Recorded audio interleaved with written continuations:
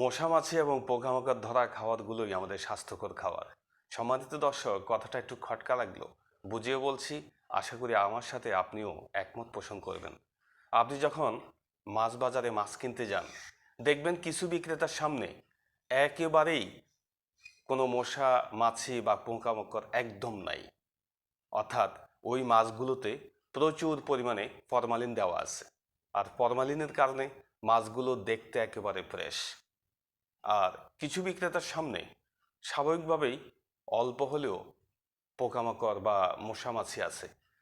আমি বলছি না আপনাকে পচা মাছ কিনে এনে খাওয়ার জন্য, আমি এটা বলছি যে এই ফরমালিনের কারণে মাছগুলো দেখতে যেমন সুন্দর, এই মাছগুলো সহজে কিন্তু পচে যাচ্ছে না, এবং এই ফরমালিনের কারণে এই মাছগুলোর উপরে কোনো প্রকার মশা মাছি একদম বসার কোনো সুযোগে নেই। তো এখান থেকে আমি এটাই বুঝাচ্ছি যে একটু যদি দুর্গন্ধ হয় তবু ওই মাছগুলো ভালো, এবং ওইখানে যদি মশা মাছি যদি বসে, একেবারে টাটকা কিনতে যাইয়া ফরমালিন সমৃদ্ধ মাছ কিনা আমাদের জন্য কিছুতেই উচিত হবে না। এবার আসি যে ফল বাজারে আপনি দেখবেন কিছু ফল একেবারে ফ্রেশ, এবং কি এমনভাবে পেকেছে আপনার আকর্ষণ লাগছে এবং কিনতে ইচ্ছে করতেছে। আসলে ক্যালসিয়াম কার্বাইড দেওয়া, ওইখানে কোনো মশামাছি নাই।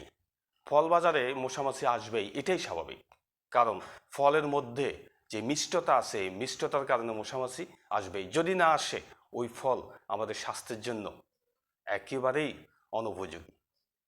এরপরে আসেন, আমরা যে চাউলগুলো খাই, বর্তমানে পলিশ করা চাউল দেখতে একেবারে ফ্রেশ। আসলে এই চাউলগুলোতে অ্যালুমিনিয়াম ফসফেট দেওয়া, গুদামে সংরক্ষণ করার জন্য দীর্ঘদিন পোকা নিরোধক হিসাবে এই অ্যালুমিনিয়াম ফসফেট পর্যাপ্ত পরিমাণে দেওয়া হয়, এবং দেখতেও চাউলগুলো কিন্তু সুন্দর। আমরা এগুলো থেকে দূরে থাকব। প্রয়োজনে দেখতে অসুন্দর, একটু বিস্বাদ, একটু টেস্টলেস, একটু দুর্গন্ধ এবং কিছু পোকামাকড় থাকুক, আমরা ধোয়ার সময় চাউলগুলা ভালো করে ধোবো, পোকামাকড়গুলা চলে যায়। তবুও একেবারে ফ্রেশ কিনতে যাইয়া এই ওষুধ মিশ্রিত খাবার যাতে আমরা না খাই, এগুলো আমাদের স্বাস্থ্যের জন্য অত্যন্ত ক্ষতিকর, এবং কি ক্যান্সার পর্যন্ত হতে পারে। তো সম্মানিত দর্শক, আমরা বুঝে শুনে আমাদের খাদ্যগুলো গ্রহণ করব, ভালো খাবার খাবো। ধন্যবাদ।